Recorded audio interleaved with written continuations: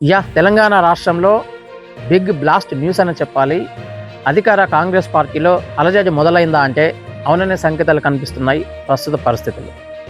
TPCC chief Mahesh Kumar గౌడ్పై ఓ media సంస్థ మాత్రం గత 2 రోజులుగా వరుస కథనాలు ఎపిసోడ్లు ప్రసారం చేస్తూ వస్తుంది.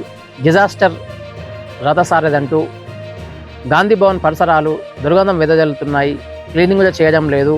మరోవైపు క్యాడర్ను నిస్తేజపరిచేలా ఆ అధ్యక్షుని కార్యకలాపాలు ఉన్నాయంటూ కూడా సదరు మీడియా సంస్థ ఎట్టకేళ్లకు ఎపిసోడ్లు వరుస కథనాలు అయితే ప్రసారం చేస్తూ వస్తుంది. అయితే టీపీసీసీ చీఫ్ మహేష్ కుమార్ గౌడ్ను టార్గెట్గా చేసుకుంటూ మాత్రమే ఈ కథనాలు సదరు మీడియా సంస్థ ప్రసారం చేస్తుందంటూ మరొక చర్చ సాగుతుంది. అధికార కాంగ్రెస్ పార్టీకి ఆది నుంచి కూడా కొంత అనుకూలత కనబరుస్తున్నటువంటి సదరు మీడియా సంస్థనే ఆయనపై వరుస కథనాలు ఎపిసోడ్లు ప్రసారం చేస్తున్నటువంటి నేపథ్యంలో అంతులేని ప్రశ్నగా మిగిలిపోయినటువంటి పరిస్థితి.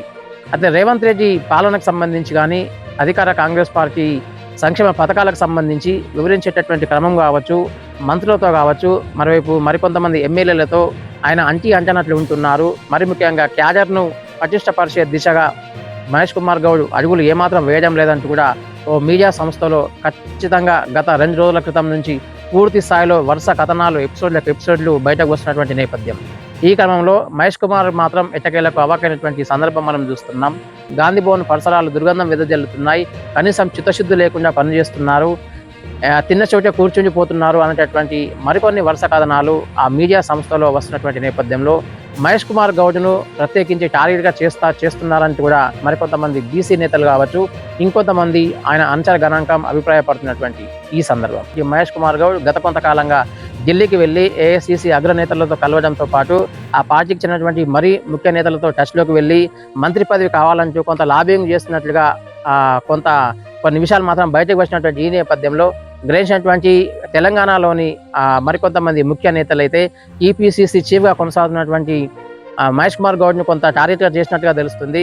అందుకేనేమో ఆ పార్టీకి అనుకూలత కనబరిచినటువంటి సదరు మీడియా సంస్థలో వరుస కథనాలు ప్రసారం చేయిస్తున్నటువంటి మరికొంత బలమైనటువంటి టాక్ అయితే బలంగా వినిపిస్తుంది.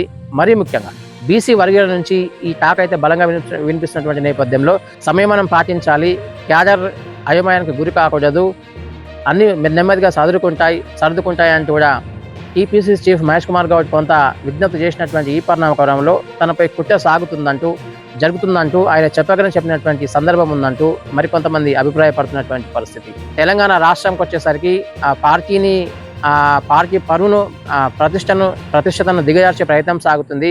మరి ముఖ్యంగా టీపీసీసీ చీఫ్ను ఆసరా చేసుకొని బట్టగాల్చి మీద వేసేటటువంటి ప్రయత్నం కూడా సాగుతుందంటూ కూడా మరికొంతమంది రాజకీయ విశ్లేషకులు అయితే భావిస్తున్నటువంటి తరుణం మనం చూస్తున్నాం. మొత్తానికైతే టీపీసీసీ చీఫ్గా కొనసాగుతున్నటువంటి మహేష్ కుమార్ గౌడ్ను టార్గెట్గా చేసుకుంటూ సదరు మీడియా సంస్థలో వస్తున్నటువంటి కథనాలు మాత్రం ఎపిసోడ్లు మాత్రం తీవ్ర కలకలం అయితే రేపుతున్నాయి. గత కొంతకాలంగా నిస్తేజం ఆవరించినటువంటి పార్టీలో ఉన్నటువంటి మరికొన్ని అంతర్గత కుమ్ములాటలు మాత్రం నేడు తేజతెల్లమైనటువంటి నేపథ్యంలో ఎవరు టార్గెట్ చేస్తున్నారు, ఎవరి వెనుక ఎవరు గోతులు తవ్వుతున్నారు అనేటటువంటి ఒక టాక్ అయితే బలంగా వినిపిస్తుంది.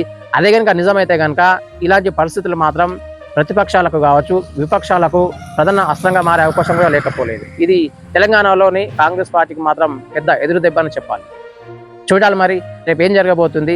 మహేష్ కుమార్ గౌడ్ను టార్గెట్గా చేసుకుంటూ వస్తున్నటువంటి వరుస కథనాల్లో వాస్తవం ఎంత, నిజంగా వరుస కథనాలు మహేష్ కుమార్ గౌడ్ను ముప్పుతిప్పలు పెట్టేలా ఉన్నాయా, లేదంటే వరుస కథనాలను ఖండించినటువంటి టీపీసీసీ చీఫ్ మహేష్ కుమార్ గౌడ్ తన పంతాన్ని నెగ్గించుకొని ముందుకు సాగే ప్రయత్నం జరగబోతుందా, ఏఐసీసీ ఎలాంటి నిర్ణయానికి రాబోతుంది, ఏఐసీసీ ముఖ్యులు టీపీసీసీ చీఫ్ మహేష్ కుమార్ గౌడ్పై వస్తున్నటువంటి ఆ కథనాలను ఎలా తీసుకోబోతుంది, ఎలా జరగబోతుంది, ఎలాంటి పరిస్థితులు రాబోతున్నాయో మనం వేచి చూడాలి.